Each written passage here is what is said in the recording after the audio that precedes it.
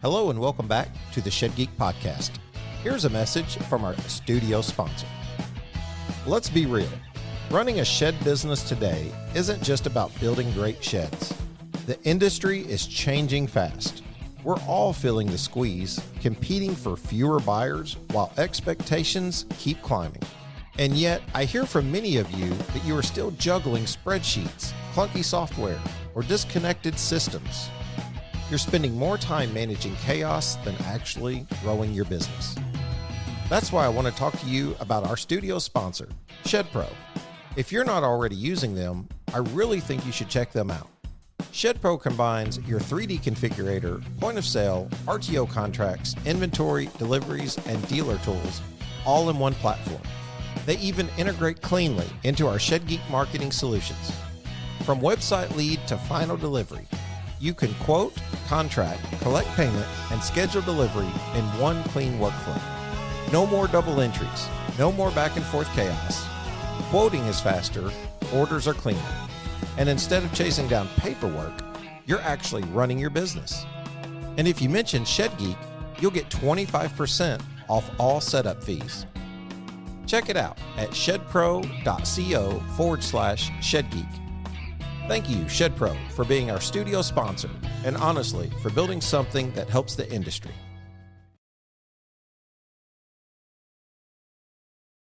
Okay, welcome back to another episode of the Shed Geek Podcast. Thank you so much for listening today. Please be sure to go check out the Shed Geek newsletter by subscribing. You can go to info@shedgeek.com. Let us know you want to be added on there to learn about new products and services that are hitting the industry. Choosing to advertise here with our network, and we thank you so much for all of you that do. Go buy something from these guys today. Tell them the Shed Geek sent you, and be sure to check out some of our pages, like the Shed Sales Professionals page. Thank you so much, Cord, for joining me here today. It's a excellent opportunity. It's nice weather, and it's just a good day to talk about sheds. And right now, it's a good chance to talk about paint. Yes, absolutely. An essential part of the shed, if you want it to last, that is. Very true. So we have the folks over here at Pittsburgh Paint. We're going to introduce them now, or let them introduce themselves. So you guys may know Pittsburgh Paint a little bit from PPG. You've seen that name float around a little bit, and they are rebranding, and we're here to talk about that and all the things that are important to you as a shed manufacturer, a shed seller, and the information you want to give about paint and how that makes your shed last longer, as Cord said. So welcome, Jamie. Welcome, Carter. We appreciate you guys being on the show. It doesn't matter to me who goes first, but maybe Carter, since you're on my left here. Do you want to go first and just tell us who you are and what you do, sir? Yeah, so Carter Burns with Pittsburgh Paint Company, the True Industrial Division. So I cover the state of North Carolina and Virginia, supporting our ADMs and then some direct accounts being sheds. I'll tell you what, I like your haircut too, bro. I know you can't see it, but it took me a while. I was very contemplating on what style for this network to do. I figured I would just leave it natural. I don't know if you can tell that or not, but I probably spent more time on the beard than I did the hair. I trust a fellow with a bald head and a beard. That's all I'm saying. Jamie, you mind introducing yourself to the listeners? For those that don't know you, who are you?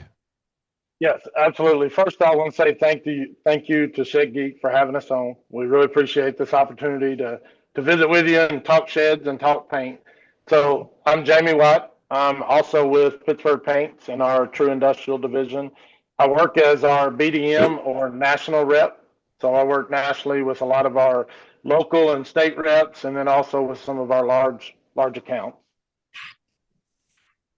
Excellent. Well, tell me a little bit about this rebrand. Tell me a little bit about the True Industrial and Pittsburgh Paint. Obviously a name that I've known for quite some time. You hear it in the shed industry. I used to work as a sales rep, a sales manager. I mean, these were all things that we would have done. I started actually in purchasing for those of you who don't know, for a large shed manufacturer. So this was kind of my wheelhouse back in the day, 12 years ago, to go out and try out different products and see different things like paint. And, you know, I take a little bit of credit that I began to learn something, but I'm 12 years removed And I'm going to be honest with you. I'm going to try to do my best here to ask questions that really matter for the shed seller and the shed manufacturer. But tell us a little bit about this rebrand, because we heard about it at the expo this year and got a chance to talk with you guys. But let's tell the audience what you guys are doing. Absolutely. So number one, we're excited about it. A lot of your listeners would know us as PPG. That's how we hit the market 8-9 years ago into the shed industry. PPG sold a division at the end of 24. And so in February of 25, Pittsburgh Paints Company was established as an independent paint company.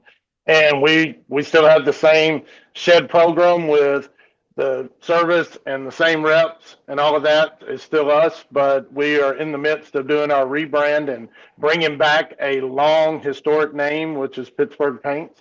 The true industrial side is our division that is really dedicated to manufacturers. So obviously the shed industry falls under that. We also work with, steel fab manufacturers of trailers and a lot of other things, but really dedicated and to partnering with manufacturers to not just bring products, but to bring a whole host of services too. Very good. Go ahead, Cord. I'd spoken to you all a little bit at the expo. And for anyone who's watching on YouTube, you can see this directly. But for anyone listening, I would encourage you to just go to the Pittsburgh Paints website and check it out, because I think you guys have done a really great job with the rebrand itself. I mean, the logo, the sort of terminology that you're using is just really, really great. Very impactful.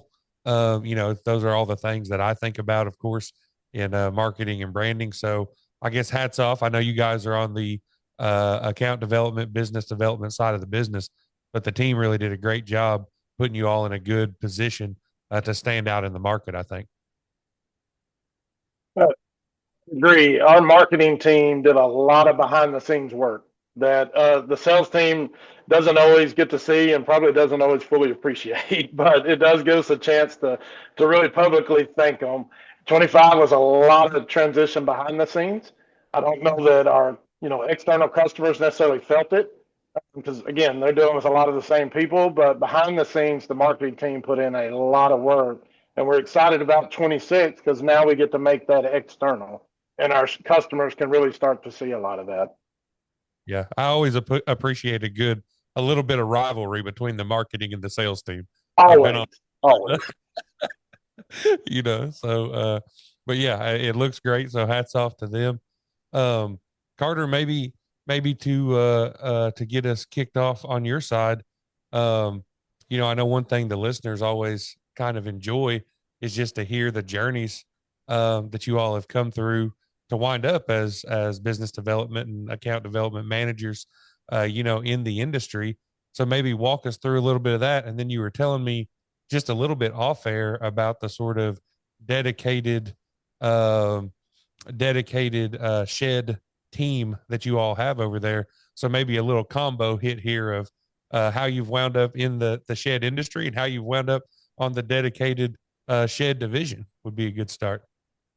Yeah, absolutely. So I always say my 50-cent backstory, from a very small town in North Carolina called Denton. My grandfather owned the local hardware lumber supply store. Childhood best friend, his dad actually owned a storage building manufacturing company in town. So in a sense, I've always kind of grown up around it. But yeah, I've got over 10 years just dedicated to a coating background, cabinetry, furniture with lacquer, and now the shed, and then our other industrial products. But yeah, speaking around the having the division, it's overlooked sometimes because so many people, they just want to run down the road and just grab a quick bucket of paint, or it's because somebody has used it for so long. Having a division really dedicated to the marketplace, it's not something that you're going to pay necessarily the premium. It's not something that, well, am I a big enough account? It's everybody. I've got accounts personally that, I've got a guy in Eastern North Carolina. He might only do $15,000 a year. I've got an account that is well over $200,000 a year. The nice thing with us is we have programs, we have offerings that everybody can take advantage of. So if it's something where we just provide you, maybe you're building the sheds, you own your own shed lot, and that is it. But how do you get out and advertise? Is it something where you can take advantage of? To your point, we've got a phenomenal marketing program. Is it something where we create PDF sales sheets that we can share with that, and we tailor it and we co-brand it? Is it something where we're doing in-house spray demos and training with new people? So color palette assessments, color is huge. And a lot of people get pocketed in that color is a product. It's not necessarily the service. So there's a whole multitude of things that we do, that we offer, that having that division where we're not focused on exterior house paint, protective flooring, commercial marine, powder coating. While we look at all that as a company, the division is nice because we're solely focused on this very intimate, market segment of sheds and barns. So it's a huge value that we're trying to just promote out to let people know that it's here. And we really do. It sounds cliche, but we really do value that partnership classification. Yeah, I guess I'm thinking to myself, like, what a shed specific, the True Industrial shed specific division is going to bring, because sheds has kind of it's kind of gotten to grow up a little bit. I mean, we're not near that housing market, but I mean, I think you're seeing a fairly decent maturing industry where it becomes a fairly decent segment for any company out there that's offering products at scale, right? And there's only so much to go around on a shed, whether we're doing metal, whether we're doing wood siding or vinyl or something like that. You really just see the wood sided buildings dominate in the market. And so obviously, as they're dominating the market, there's a paint covering to some extent out there, whether it's stain, whether it's paint, they're covering it with something. How do you feel like Pittsburgh will sort of, you already compete in that market, but what will this rebrand and these new ideas, these new thoughts, this shed specific sort of entity, how will you guys sort of approach the shed industry, here in 2026, moving forward over the next 5 years? That's a real good question. So Carter's kind of hit on it. I'll add a little bit to it, and you kind of said it there, of what does it mean to have a dedicated team? So when we talk about our industrial group, and I mentioned earlier, we focus on manufacturers. And so like for me, that I spent most of my industrial career focusing on steel fab. And in that, we're partnering with manufacturers who, yes, the coating is about aesthetics, but it also is providing protection. But even bigger than that, it's representing the name of the manufacturer. So if you're building sheds or you're building trailers, your name's on that part. That's your reputation. And it's a big responsibility for us as a paint provider because we're the first thing you see. So when you look at a shed, paint may actually be one of the smaller cost items on that shed, but it's the first thing everybody sees. Now, I back up. If you're a shed builder, you may actually look at the carpentry and the trim and some of that. But someone buying a shed, most people driving down the road seeing a shed, color's the first thing they see.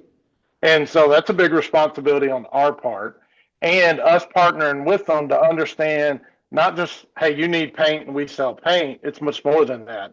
It's your manufacturer, and could you build more sheds in a day? Can we do something that helps you to be more efficient? Can we reduce the number of coats? Can we help you with marketing so that you sell more sheds? Can we train your painters to do some things so they don't waste as much paint, or they're more efficient in how they paint? Those are all things that when we say partnering with manufacturing really separates. And so for us to have a group of industrial reps around the country that their focus is manufacturers, and to get into the industries, to learn where their problems are, to figure out solutions, so that coatings is just a piece of what we bring, not the whole pie. That marketing piece is so super valuable. As we know, I mean, obviously, Shed Geek marketing and we have several marketing partners to service the industry because the need is so huge. I mean, the fact that you all are willing, to go and co-brand and create some of the materials, that are then available that can be used as promotion and advertisement, is great, and it makes sense, right? I mean, if you're going to pick which of your product partners, right, that you're going to sort of team up with when it comes to marketing, I think that paint makes a lot of sense because it is exactly what you're saying. That sort of the look of the building, whether it be the color, the finish, the sheen, right, that you kind of see whenever you are approaching those buildings, really is kind of the first impression from a consumer. I like that you made that distinction because our listeners, will be thinking about the way something is framed or the way they built those runners or whatever else. Yeah. Right. Yeah. But from the consumer perspective, it certainly is just how how good does it look? I mean, it's a simple thing, a straightforward thing. But it really is so much of that initial value proposition that you're kind of given to the customer. I would kind of like to circle back to some of that marketing partnership, but I think our manufacturer listeners would probably be interested to hear a little bit about, what those kind of shed specific paints and coatings, just to understand what your process is, sort of what that high end, the absolute top of the line, and what that entails and why it sticks or why it penetrates or why it makes it last and ultimately gives their customers and their brand that sort of boost in value. Yeah, that's a good question too. So I think a lot of people, if you're not in the paint industry, you may catch yourself saying something like, hey, paint's paint. And I think there's a commercial running now where this guy and his wife are painting a room, and he makes that comment on TV, and I laugh every time because he says paint is paint. But for us, where again, this goes back to the industrial mindset, the partner with manufacturing. We dove into the shed industry and we saw the connection, obviously, because they're manufacturers. So a lot of their needs and their struggles align with the rest of our customer base. But one of the things was we need products that are dedicated to them. So a lot of paint companies, us included, when their R&D is working to develop a product, they're thinking, who's my target audience and who am I developing this product for? And a lot of paint companies, when they're doing exterior house paints, which is obviously applies to the shed industry in some ways, a lot of times they're thinking about homeowners and they're thinking about a homeowner painting with it, and they're not as concerned about certain things to where for us, when we dove into the shed industry, it was like, hey, we've got 100+ years of making exterior house paint. So we're not concerned from a durability standpoint, but shed builders have a little bit extra need. How many sheds can they build? How more efficient can they be? Can this paint go farther? Can it cover in one coat instead of two? Things like that, can we have a urethane that will dry fast? Can we have a transparent urethane that will be easy to spray and easy to get an even finish? So we made sure to sit around the table with R&D and develop products that would really meet their needs and tweak them to meet what they need. So when we talk about our shed products, our shed paint has really high sag resistance. So most guys are spraying with a airless sprayer. They're over a pre-prime surface, and it's very easy to get runs. So ours is made to where it's high build. So they get a high build finish. They can put it on heavier. They can get better coverage. A lot of times in the industry, whites are difficult. If there's a painter listening to this, he's probably nodding his head. It can be difficult to paint with white. We're very proud of ours that we can get it in one coat. A lot of guys are going to do two because they're just comfortable with it. And then, so that's our shed paint. Then on the urethane side, same thing. Waterborne urethane has really hit this market heavy over the last 8 years. And the ability to take a pre-prime shed and make it look stained was a huge advantage. And the urethane does that. But creating a urethane that could be sprayed in cooler temperatures, creating one that will dry super fast and really hard to give you that hard, durable finish was important. But on top of that was creating one that was easier to spray and get a even appearance. Because when we're doing the semi-transparent, we're making it look stained. Not actually stained, it looks like it is. So being able to get an easy appearance and easy application was critical. And those are the kind of things that make something more shed specific rather than just paint being paint. Hello, shed sellers. Let's take a moment to discuss the shed customer and meeting their expectations. I remember growing up in the neighborhood where a certain percentage of the houses had well-manicured lawns and well-manicured homes. These were the type of individuals who felt it was important to purchase a well-constructed home or vehicle, or maybe equipment to help maintain the quality of the item. As shed manufacturers, we seek to provide a well-built quality shed. We want the customer to feel satisfied that their hard-earned money has been well spent on a product that will last. At LuxGuard, we believe adding high-quality rubber flooring to your line of sheds makes sense to the customer and adds value the customer can appreciate. With each year, sheds are becoming more complex. The customizations we are seeing are virtually endless.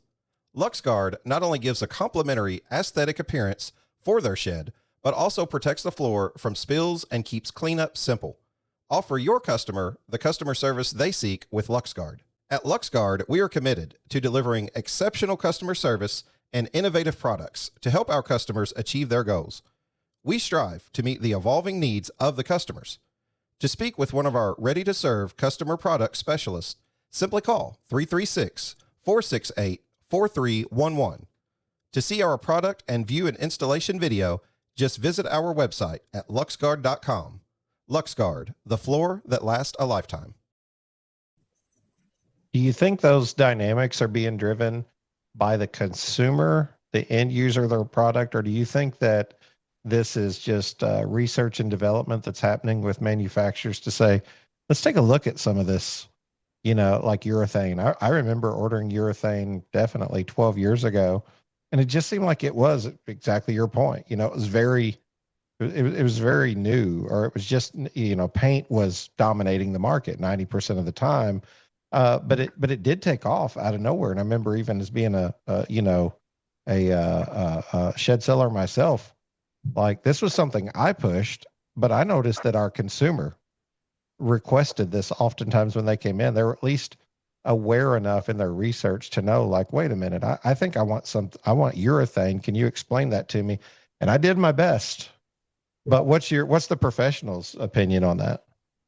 So we're talking from, is it consumer driven or R&D manufacturing driven? I think it'd be both. I think good manufacturers are going to listen to the consumers to see, or in our case, the shed builder, what are issues you have with coatings? What are things you'd like to see in your coatings? And then we're going back to R&D going, hey, this is important to them. And for us, like I said, it's not just the shed industry, it's the industrial or manufacturing industry as a whole. But if you really took the history of any of our industrial products, I'm guessing at the root, you'd find that consumer conversation where we went out in the field, we found needs that they had, we developed products to meet them. So it's a little bit of, we're not just selling paint, we're selling solutions kind of mindset. So I think it's a little bit of both, but I think that's a good thought. Well, I'm curious, you almost stole my thunder here a little bit on two things I was wanting to bring out. You kind of mentioned it, but I wanted to come back into it a little on the aesthetics and the durability. What do you get from, like, what do you see the most in shed manufacturers? What are they requesting? You guys have been around for 100 years or whatever. I mean, you're coming from like a large knowledge base, and what do you feel like you're seeing the most from the manufacturer? Like when you go to the Shed Expo, are they talking about aesthetics? Are they talking about new colors? Are they talking about, something that's going to hold? I would say, jump in there, Carter. Yeah, I would say it's a little bit of both. I think, at least for me in this past expo, you definitely heard from the manufacturing side, I would say off the cuff, more on that durability. Most everybody, the palettes, I mean, if you, again, speaking from my marketplace, the colors are all very similar. And that's one thing, that's one nice resource we have. And I'll circle back to the durability, but just on the aesthetics, we have a dedicated person that is going to show what is trending, what are the capabilities. I'll speak personally, like one of my shed manufacturer. We just got done doing a palette assessment where, we're introducing new colors. We are phasing out old colors that just may not be performing. And on that same outlook of their core colors. And here's the nice thing, which again, I keep speaking about that division. They didn't even ask for this, but we pitched it. It's a great idea. We're also coming out with 3 kind of segment color collections. So we're doing a coastal, we're doing kind of a central, and we're doing kind of a mountainous. We've had questions from other accounts, hey, I'm dead center in a collegiate town. Can I have kind of a collegiate palette? So that's something that the manufacturer themselves, they don't have to try to figure out, well, what will sell. We have people that will do that. But definitely, I mean, again, durability 100%. There are things coming out, claims and touts of, what this product can do. And that's one thing that we've been very successful at. I mean, we can kind of tout that we do not have a lot of callbacks, once that shed is out in the field. So, with the technology that we have, again, having that dedicated R&D team that's focusing on our shed division, whether it is, increasing that fade resistance, increasing, hey, how do we make sure we don't have dirt pickup? How can we make sure that throughput where we can get out and, I'll classify it as kind of a, ready for rain type scenario. But we have those technologies that they're factoring that in when they're doing their large scale R&D for a house or a multifamily development. But the shed is different. The shed is going to be out there fully exposed. The shed is going to be out there in all the elements. There's not always a big oak tree protecting it from the sun. There is not always, other structures protecting it from, the wind and dirt. So I would say the durability and aesthetics are probably right there neck and neck. It's just going to be dependent on who are you asking. Are you asking the consumer? Or are you asking the manufacturer?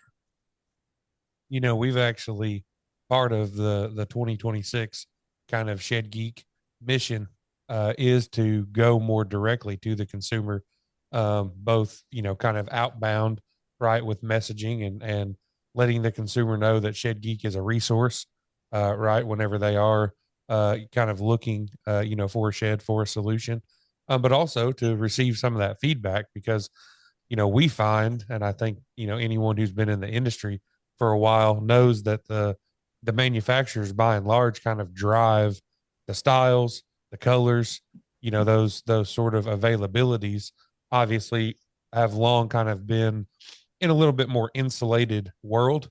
And so to kind of directly get some of that consumer feedback, on all things product, all things, aesthetics and everything like that, that really is one of our aims in 2026.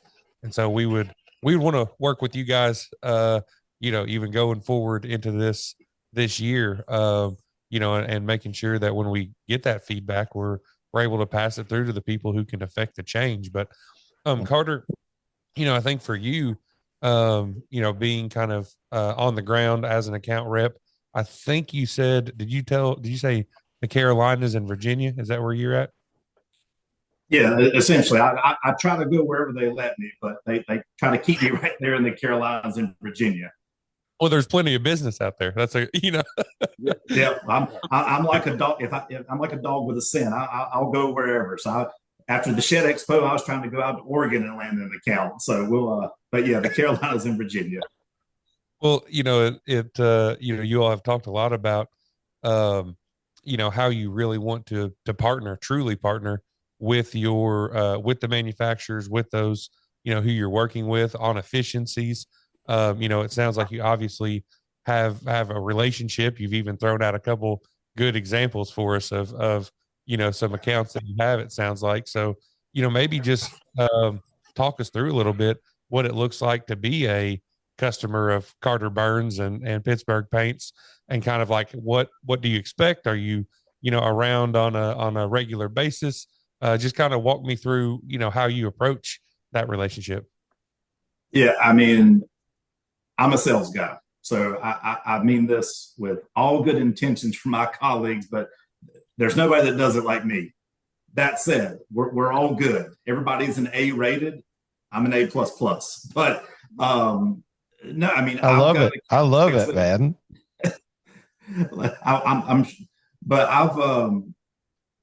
I'm serious. Like, I've got accounts. I mean, I was traveling to a meeting and saw sheds on the side of the road, and I stopped in. The guy's like, "Hey, yeah, it's just me. I have one lot. I built it myself." And I took time and I talked with him. And the biggest thing for me, and it sounds so cliche, and probably there's going to be people that roll their eyes to it. It's just taking the time, and it's understanding that this person, Jamie said it earlier, they're building something that has their name associated to it. I genuinely have an interest in that. Again, I come from a family where my grandfather owned his own business. I've got friends that own their own businesses that were shed building. So it's really an intimate partnership where I will take as much information as you're willing to give me.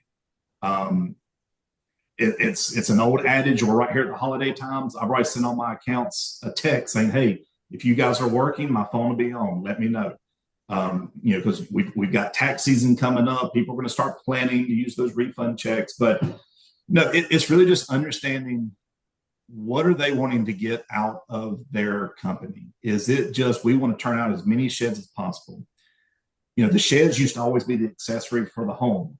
That's not the case anymore. Now the shed could be the primary.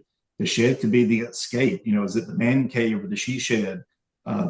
It could be an add-on in a restaurant, and there's a golf simulator in there.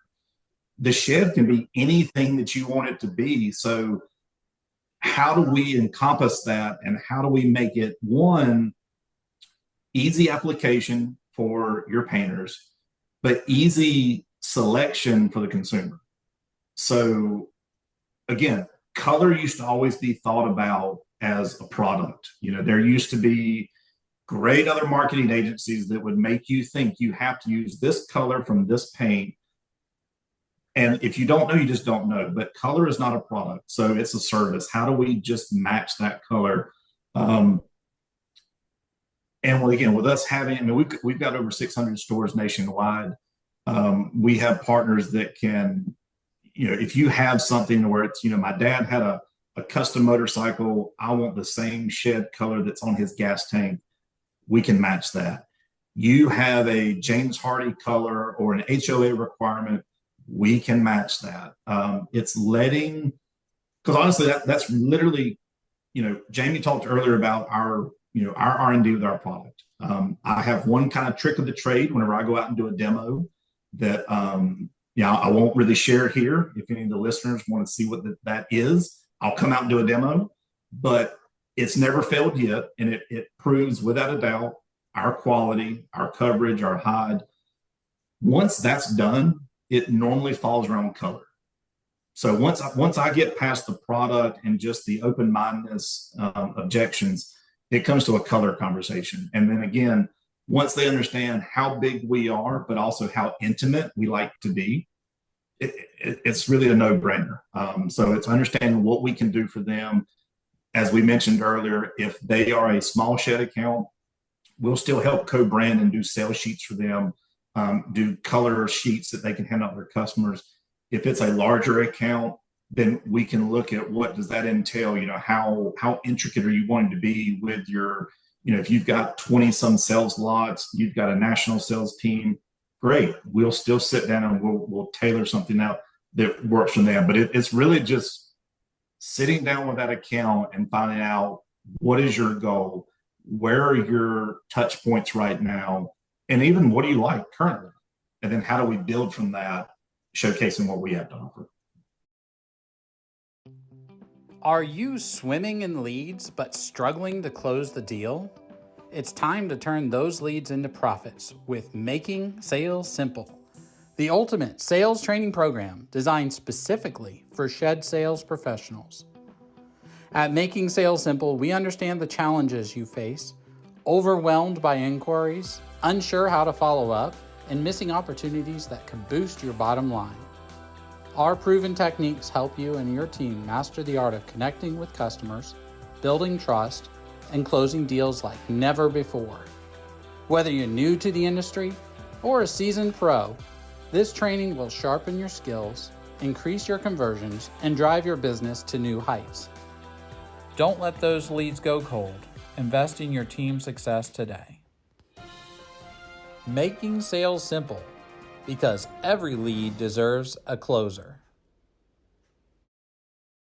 Hey, I would add one thing. If you're a customer of Carter Burns, you're going to eat really well, and you're probably going to eat things you never dreamed you would eat.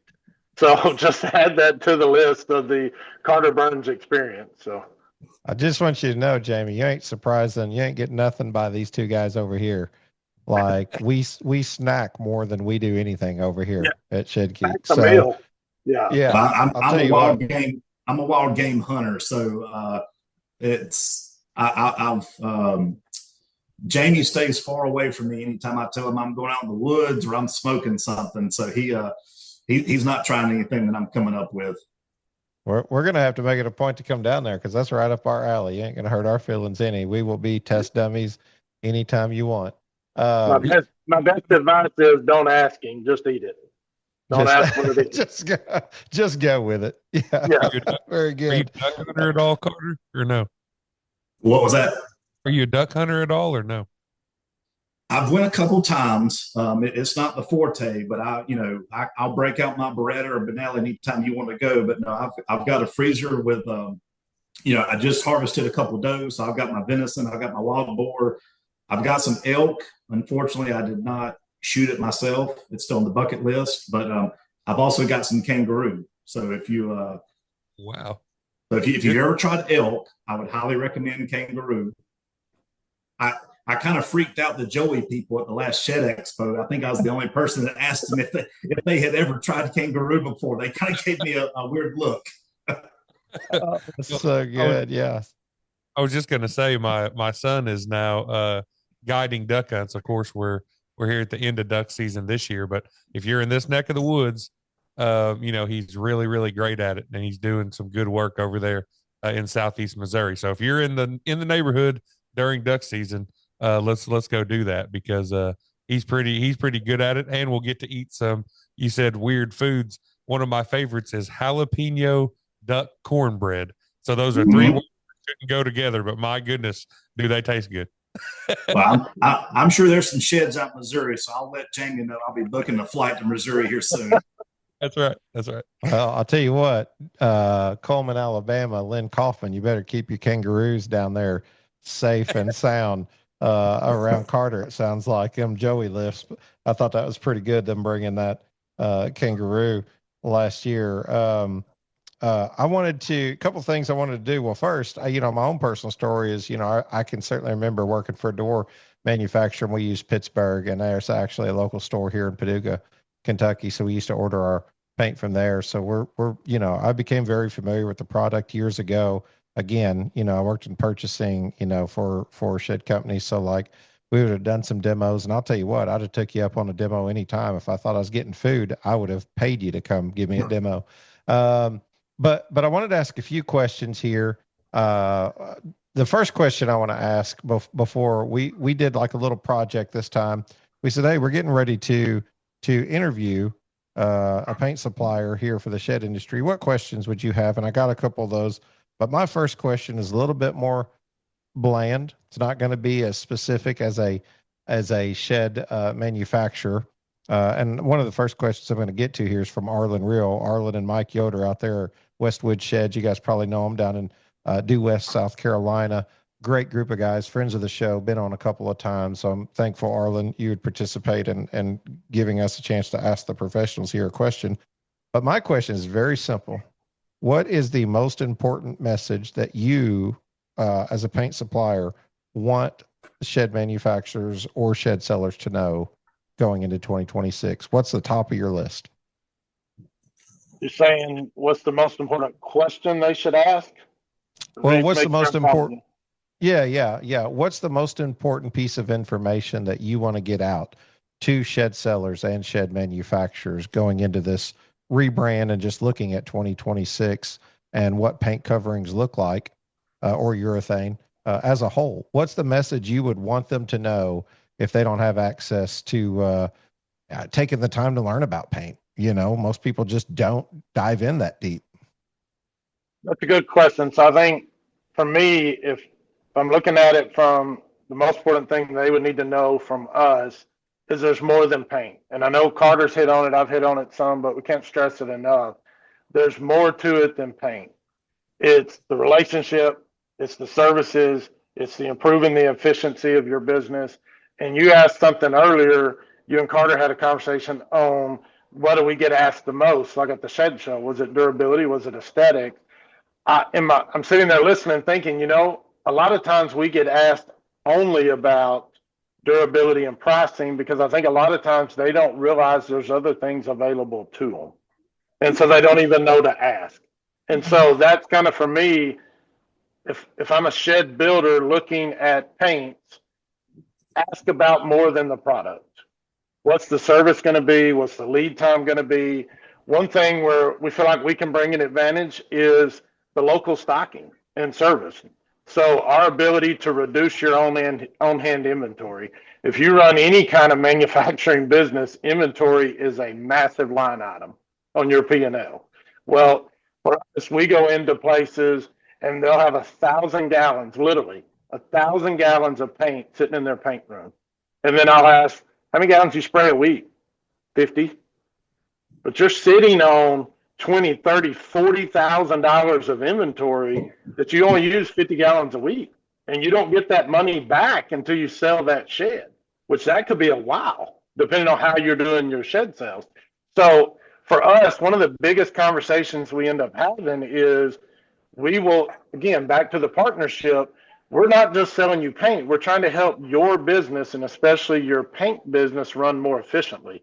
If I can reduce your inventory from 1,000 to 200, and you can get it with lead times of a day instead of 3 or 4 days, if you don't have to have it shipped somewhere because it's local, then that 40,000 goes back to your pocket. And that's cash flow. So a lot of times, if you're asking what's the most important question, is ask what else comes with the paint. What else do I get? The collaborative efforts that you've talked about here, whether it be the sheets, the PDF sheets that you guys do, or just the collaborative marketing efforts, I would be curious at how you guys collaborate with others in the industry, whether it be the actual siding providers or whatever. And I'm sure you have some thoughts on that, but I'm gonna get to Arlen's question here. He just said, look, we've experienced 3 main issues through the years: how to dry paint in the cold, humid climate that's typical for Southeast winters. Easiest heating methods are often humid, gas, and we use radiant barrier siding, so it doesn't heat well from the inside out. What would you guys respond to Arlen on that? So, majority of the shed industry is going to be using water-based paints, and the biggest thing we found to help drying of water-based paints is air movement. Heat, most people would think, hey, I just need it to be warmer. And heat will work a little bit, but heat's not as important as air movement. If you can get air blowing across that paint, it will draw the moisture out. And then drawing that water out of that coating leaves the coating. So the biggest thing we run into, I'll do a demo at a shop and I'm talking air movement. And they'll go, oh yeah, we got fans, and they'll point up. And I'll look up, and 20 foot above us will be a ceiling fan, but you can't feel it. We're talking about, I want the paint to think it's San Diego year round, right? And we sell coatings in the far north. We sell coatings in Alaska, but we also sell coatings in Texas and Florida. So the temperature, the weather, the environment are totally different. But the paint doesn't know it. It doesn't know where it's at. So if you can get fans, if you can get air movement, if you can get where there's a breeze across it. I sprayed urethane in a paint room that was 55 degrees. And we put fans on it and it dried like it was 80 degrees. But I've also painted where the guy cranked the heat up and it's 10 degrees outside, it's 95 in his shop, and the paint won't dry because it's so humid. So the biggest thing, regardless of time of year, is air movement. One of the services we've kind of provided too is we've written tech articles that will talk about some of the key technical aspects of painting, some of the things that you'll run into, whether that's touch up or air, drying or whatever. So we've written tech articles that, one, for our sales team to help educate them, but two, is a resource to leave with the painter. A lot of times you don't know what you don't know, and no one's taught you. So this is a resource to leave with you. But one of those articles speaks on that, is speeding up dry time with air movement and using fans. And it's amazing how much faster. And then that goes back to the efficiency thing.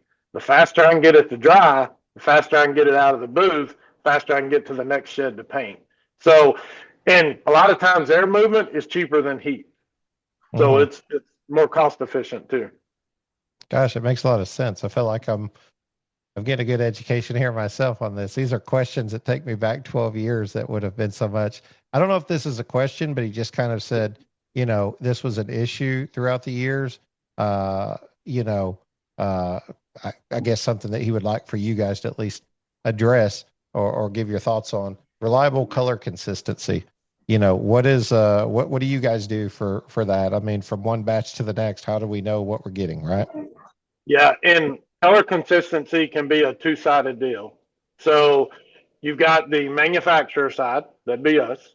We need to have high levels of quality control. So our factories are checking, doing QC on every batch they make. But then also at our store level, Carter talked about our ability to match your daddy's motorcycle or your HOA color.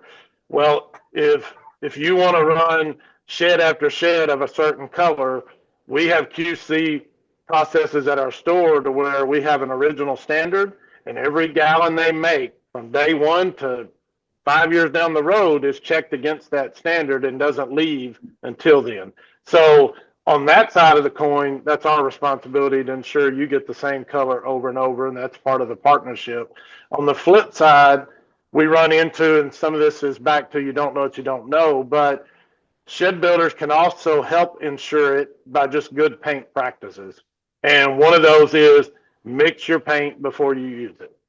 And you don't need a fancy mixer like a store has. You can take a drill, and we're talking a 30-second deal. This is not time consuming, but if you'll mix it up before you paint the shed, and then a week later, 2 week, 3 week, a month, whenever you want to do a touch up, if you'll take that bucket and drill mix it again, your consistency will go way up. And color inconsistency creates all kinds of problems, touch up being one of them, but so much of it can be fixed on the painter side by good practices, and then making sure your paint manufacturing partner has good QC standards.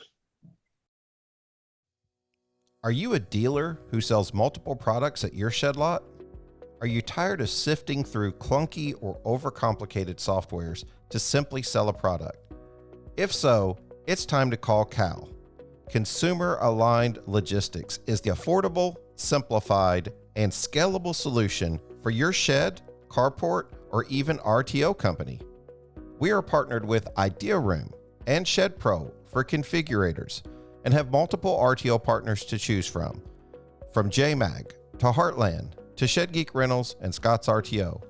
And if your partner isn't listed here, just ask. We are happy to add more. Give us a call at 425-359-3279 or visit calcanhelp.com. That's CALCANHELP.com. Yeah, and Chad, I was gonna echo on that again, that's one of the nice things that, to Jamie's point, we without a doubt have to make sure our checks and balances are in place. But to to his comment, if you don't know what you don't know, how many times is the painter out, or does the painter, for whatever reason is not there, and you're pulling the guy off of the line that is normally framing and now he's got to paint? Having the local support, and then also us as the regionals to, again, I think we commented earlier, like, we'll come in, you have somebody that, hey, they're going to be my backup painter, but they're not really sprayed a lot. Some of the biggest stuff is just, one, making sure you've got the right tip in, you've got the paint prepped. Again, that drill agitation is key. making sure you're doing, a 50% overlap, not trying to go just tail to tail, is huge. So again, we come in, we take that time because again, we're partnered in with your business. I was wanting to kind of also piggyback on the question of what do these guys need to know for 2026. If memory serves, I think I've got somewhere in my phone a text stream with Mike. So the one thing I'd like for him to know is that offer to come out and do a demo still stands. And we would love nothing else than to come out, and at the end of the day, we're just showing you, again, what else is out there. Because so many people just, well, it's what we've always done, or well, I can get it, right down the road. To me, that's what I'm going to say. That's kind of when it is paint is paint. But until you open the mind up to let every option come in, then you step back and say, okay, what makes sense for the business? What makes sense for the throughput? What makes sense for the customer? Then let's make that decision. So that would be my message, is that demo opportunity is still out there. And I would love nothing else than to come down and showcase kind of what we can do. Hey, you heard it, Mike and Arlen. These guys end up giving you a demo when you start with the paint. We like our steaks around here medium cooked. So just wink, wink, wink, Mike and Arlen. Great guys down there, really leaders in the industry. Always appreciate their insight on things. You kind of answered one of the final questions earlier with your the conversation piece earlier, where he was talking about color matching to homeowners or other buildings. If you guys want to touch on that some more too, that's fine. But Jonathan Hickman here also wrote in and asked a question, said, what types of stains can we put on smart siding? Do you guys want to tackle that? Is there any specific thought to specific products that are out there? Yeah, that's a good question, because I think there's maybe a misperception, or maybe we're using paint terms and we all kind of have our own definitions of them. So when we think about stain, generally in the paint industry, stain has always meant a product that was semi-transparent and that would penetrate. So you're thinking about your deck at your house, you're thinking about your fence, maybe your cabin, and you're putting it on a raw wood that this product will penetrate. It'll give some color, it'll seal the wood. So that's always been stain. Well, with LP and Duratemp and these pre-prime siding coming into the shed industry, that changed things. When the shed industry was heavily just T111, then you had to stain it. And everybody that's ever built a shed has built a T111 shed and put honey gold stain on it. I mean, that was just kind of all you could get. And so ordered a bunch of it. I mean, yes, ordered so much of it back in the day. We still sell a lot of it, but with LP and Duratemp and those companies coming in, and with the pre-prime, the consumer still loves that rustic stain look. But you need a product that gets it. So I know we talked that earlier with the transparent urethane. The difference is, though, the waterborne transparent urethanes that go on pre-prime, they're not stains, they're coatings. And the difference is a coating lays on top. A stain penetrates. So if you are putting it over a pre-prime surface, there's nothing to penetrate. It's already coated. So you've got to have a coating just lay on top and adhere to that primer. And I think that's a little bit of that maybe misnomer, misperception kind of thing. So when we're talking the pre-primes, you really got to be looking at either paint, which is a coating but solid color, or you've got to be looking at semi-transparent urethanes that appear stains. Now, we've run into shops where, again, you don't know what you don't know. And so they're taking stain that they put on a T111 building and they're spraying it on a LP or Duratemp building. And it gets the right appearance, but it could take a long time to dry because it wants to soak into something and there's nothing there to soak into. So it's just laying there and it's not made for that. And then it opens the door to a lot of other technical issues that can hit you down the road. So I think it is really important to know stain is penetrating. That's for raw wood. Coatings are for your pre-primed, and you need to find one that has the appearance, whether solid or semi-transparent, that you're looking for.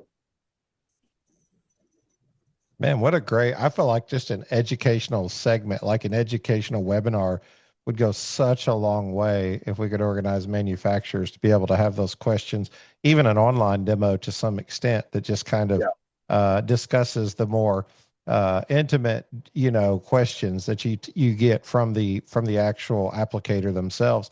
I mean, that was my biggest problem. Carter, you addressed it earlier, that 50% overlay versus that tail to tail. I mean, trust me, as the tail to tail guy, I could not get it down whenever I was painting doors, painting trim. Like it takes a special skill, for the person who can apply correctly.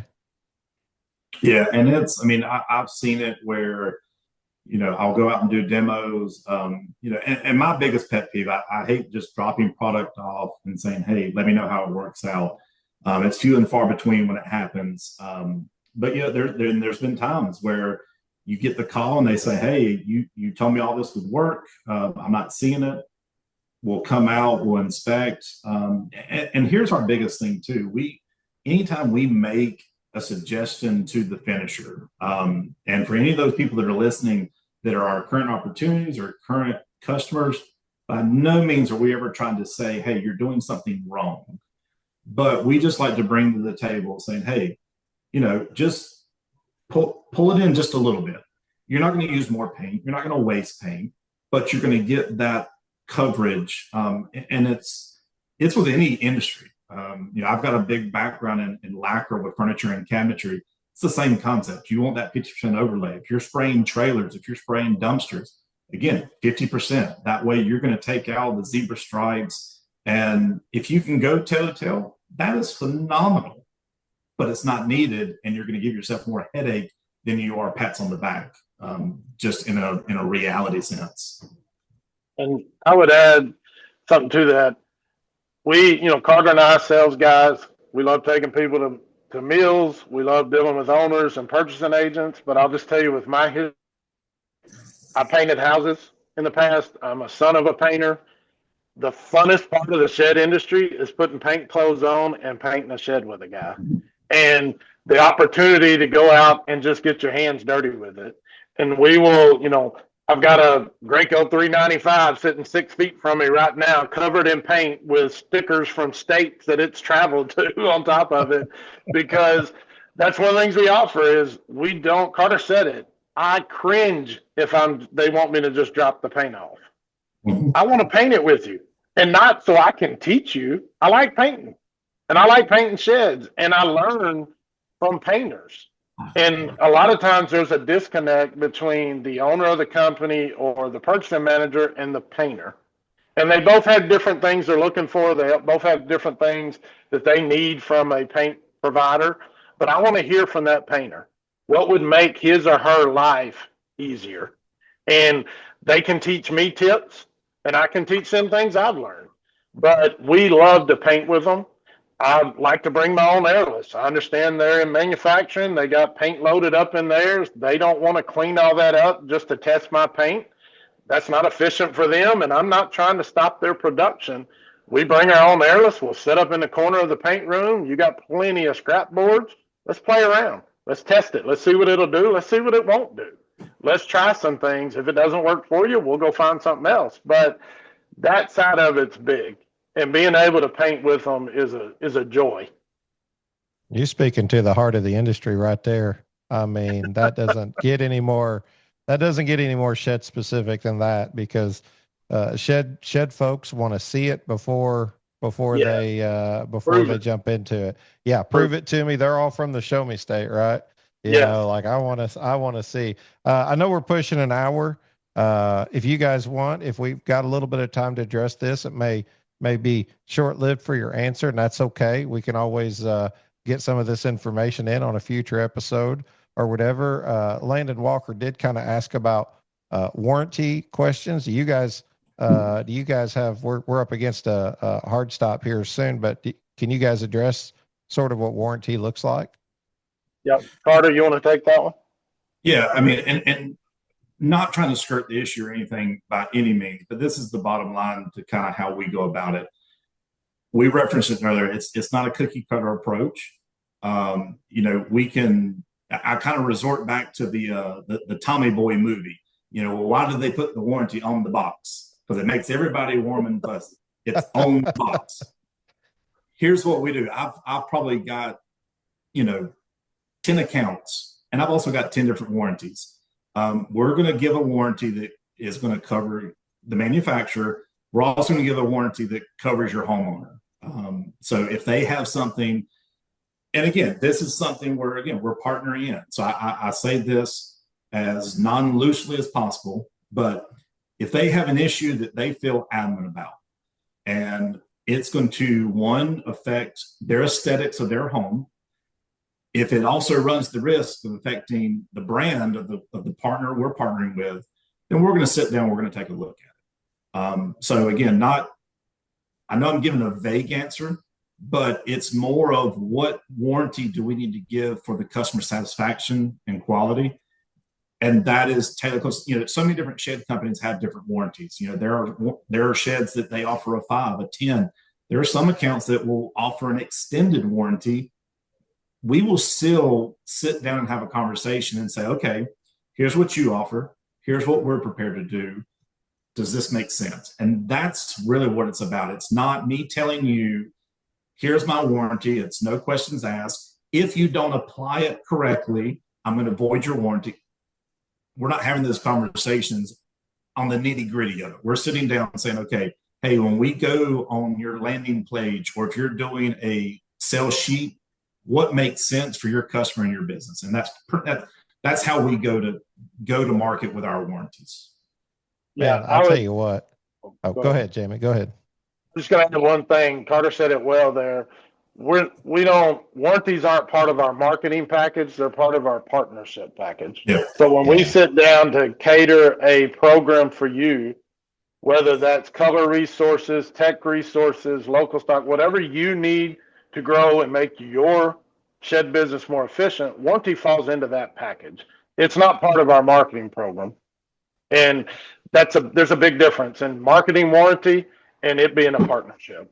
And we lean on the partnership side with it. Very, very well said. Very well said. Carter, kudos to you, man, for the first Tommy Boy attributable conversation that we've had here at the Shed Geek Podcast, bringing new stuff out today with Tommy Boy. I figured I would hold off on the butcher comment. Probably wise. Probably a good call. Oh, it's too funny. And for those of you that get that reference, we are friends, just so you know. Yeah. I appreciate you guys so much. Cord, any thoughts that you want, any questions, any just wrapping up here, anything that you wanted to say? I've enjoyed this thoroughly. Yeah, no, I think even that last explanation, I think just really encapsulates the whole approach that you guys are taking. Right. This isn't something that you're putting when it comes to warranty or that's not something you're putting in a marketing package, to try and get people to call you. Right. That's something that you want to talk about, want to truly partner on and say, hey, what makes sense for your customers? How do we make this a success? What are you offering and how can we be a part of that? I mean, it's hard for me to argue that there's a better way to approach warranty than just that, because like you said, if you have a blanket warranty on the product side, I mean, I guess, that's a way to approach it. But if it's not matching up with what with the expectations of that manufacturer and then what they're saying to their customer, then what do you have other than a bunch of crosstalk? And that's not good for anybody, whether it be at the point of the sale or whether it be down the line. Right. So that makes a heck of a lot of sense to me. And just in general, you all's approach, whether it be that partnership on the warranty side, whether it be the efficiency and discovering that efficiency, within the operations itself, all the way through to offering your in-house, marketing services to that dealer and manufacturer level to then put that in front of the customer. It just seems like you guys are really thinking about, how those partnerships work and where the value is, to those partners themselves. And so, for me, it's just a kudos because it sounds like you all have thought through all of it and have taken the approach that you're going to do what's best for your customers and your clients at all points in that equation. And that's not always the case. So from my perspective, Shannon, these guys seem like two really great guys and guys that have a great value prop. I would give them a call if I was building sheds. So that's my take on it. If people want to get a hold of you, Carter, Jamie, what's the best way? Obviously, we'll have a link here in our newsletter. So if you don't get our newsletter, again, info@shedgeek.com, or just go to the website, get a hold of us somehow. We're plastered all over the internet. So reach out to us. We'll get you in touch with these guys. If you don't know how already, there's 600 stores located all across the state. So you can probably throw a baseball and hit one today. So definitely give them a call. But how will they reach you guys? What's the best way to get a hold of you? Yeah. Go ahead, Carter. Go ahead, Jamie. I would say phone and email will be the best way. So we can give it out on here if it's going to be part of your newsletter, whichever way you want to do it best. But I mean, we're regular guys. So call us, text us, email us, whatever works best for you. We're happy to work with you either way. Yeah, and I was going to echo that, and even I've even one of my largest accounts I actually got in by adding them on their director of operations on Facebook. So Jamie has a saying for me that we'll hold here, but we'll while we've been talking about all of this, I'll kind of one of my last comments would be this. We've told you about our program that it may come across as, a premium program. And it is. It is a phenomenal program. It's something that nobody else is really tackling and doing. So when you hear that, you're like, all right, there's a catch. It's a premium program and it's not at a premium price. And for anybody, whether it's, Mike that we referenced earlier, anybody out here throughout the U.S., call us for a demo. Put us to the table to prove what we've been talking about. And then here's the other thing too, is, again, we're big on partnering. If you're wanting us to come out and do a demo, and then it's going to be the very cold shoulder of just give me your best price, we need to have a deeper conversation. Especially for my accounts. Like I will speak specifically for mine. I'm just an educated redneck. I hate dickering.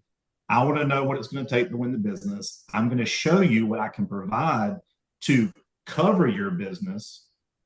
And let's just have that conversation. So yes, it's a premium program. It's not at a premium price, and we're not new to this game. If anything, we're set to be for 2026, the driving force for the shed industry when it comes to paint and coatings. Hey, what a good word. These guys, and I promise you, the listeners understand that well enough to know that they want the opportunity to sell to the customers whenever they walk in the door too. So they want a deeper level conversation when someone comes in. And if you're just trying to get the building out the door without any conversation, and you're just trying to go hit those price shoppers, you can find out most of that information from the internet. But what Jamie said earlier is saddling up, putting on, the paint clothes and getting out here with you. That's a different level of demo. That's a different level of customer service. And that's why we're proud that you guys are here with us on the Shed Geek podcast. And who knows, hopefully be more conversations to happen in the future in 2026. We're really excited, as Cord said earlier, about getting into that consumer space with a channel, because we really believe the consumer does have a lot of say in this process. And sometimes, we just don't know what to ask because we don't know what they want. So we've got to get to that consumer and understand what are the things they're looking at. And whichever one of you said it right off the cuff, it's the first thing you notice about a shed. Mm-hmm. I mean, it's the first thing you notice about a shed. I had an OT111 shed that was in my yard at the last house. Guess what happened? Delamination, and the stain was starting to pull away where it had dried. We painted it, went to Pittsburgh over here in Paducah, got a good paint, talked to the rep there to find out what we needed to do to put on that. And look, I'm a big fan of T111. Don't get me wrong. I love it. It's been a great product for so many times.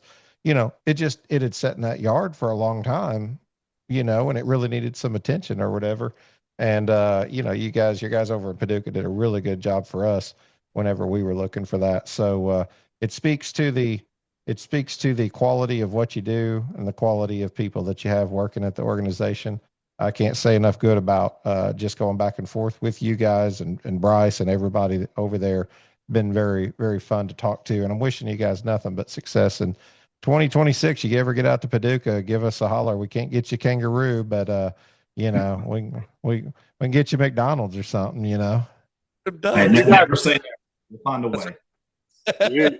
You got good eating in Paducah. I've been there a lot. I got my introduction to the shed industry in Paducah, so I will definitely hit you up next time I'm there. Sure thing. Come on over. Our office is sitting in a church building, so we'll eat together and pray together and all that good stuff. So, hey, it's been awesome just getting to know you guys. Any final thoughts? Any questions you have for us over here at Shed Geek? Any way that we can help you in any way, shape, or form? No, just again, Jamie echoed it earlier. I mean, we're just extremely appreciative of the opportunity. It was great to link up at the expo. Again, podcasting is, it's growing leaps and bounds. So, I mean, the only thing that we could ask, if there's any questions outside of what didn't get covered on the podcast, or if there's any questions that come up throughout, use us as a resource, use us as a stepping board. And again, for any of the listeners that have questions, curiosities, you don't have to be a current buying customer to ask a question. Just be open-minded when we come back and say, hey, how about we come out and, we do this together. That's the biggest thing. We're not trying to just sell a bucket of paint and move on. We want to do it together because, again, there's multiple brands at stake. And even mine and Jamie and our other fellow specialists, we have our own brand that we carry day in and day out. So it might sound cliche, it might not be echoed in today's time, but it's a true fashion. Like, we want to partner and we want to cater to an industry that is so intimate with its customers and manufacturers. Yeah, I don't have any questions either. I would just echo the thank you. The opportunity to get to speak directly to this industry and shed builders is huge. A lot of times in marketing, you're kind of just broad and you don't get to speak direct to your market. So, the shed show is always a blast, and getting to see your company grow over the last several years and the opportunity to sit down and talk sheds is huge. And we love this industry, and I love the people in it. I sell coatings and services to a lot of different industries, but none of them are quite like the shed industry. And growing up in a small town in Arkansas, never dreamed I would travel the country selling shed paint. But it's been a journey and it's been a blast. And so this is just another step in it for the opportunity to finally get to be on the Shed Geek podcast. My family's sitting inside the house right now waiting for me to get done, but they all think I'm famous now because I got on a podcast. So you made me a hero, at least in my house. So I appreciate it. Well, I'll tell you what, that means a lot to me, just that people would appreciate, tuning in and listening. It's because of folks like you that provide great content with educational segments like this to the listeners that makes these things possible. We were early adopters on podcasting. We're 5 years in now, but we believe that it's the future because people like conversation and they want to understand. And when you're going down the road, sometimes music don't cut it. You just really want to hear about your products and the services, and from the people and the professionals that provide it, like yourself. Can't say enough good about Pittsburgh Paints and the rebrand and the True Industrial. Everything that you're bringing. We've learned so much here today. Certainly welcome you guys back, and can't say thank you enough, for your time here today. So we will see you guys soon. If you need more information, please go click on the newsletter. Just check it out. We'll have a picture on there. We'll have a thumbnail picture on there for those of you who watch on YouTube. If you get on our newsletter, click on that picture. It'll take you right to the information for these guys. We'll make sure to make it available as well, too, for anybody who reaches out. info at shedgeek.com. We thank you so much, Carter and Jamie, for being on with us today at Pittsburgh Paints. Wish you all the success in 2026. Thank you. Thank you. Thanks again, Shed Pro, for being the Shed Geeks studio sponsor. If you need any more information about Shed Pro or about Shed Geek, just reach out. You can reach us by email at info@shedgeek.com or just go to our website, www.shedgeek.com, and submit a form with your information, and we'll be in contact right away. Thank you again for listening, as always, to today's episode of the Shed Geek Podcast. Thank you and have a blessed day.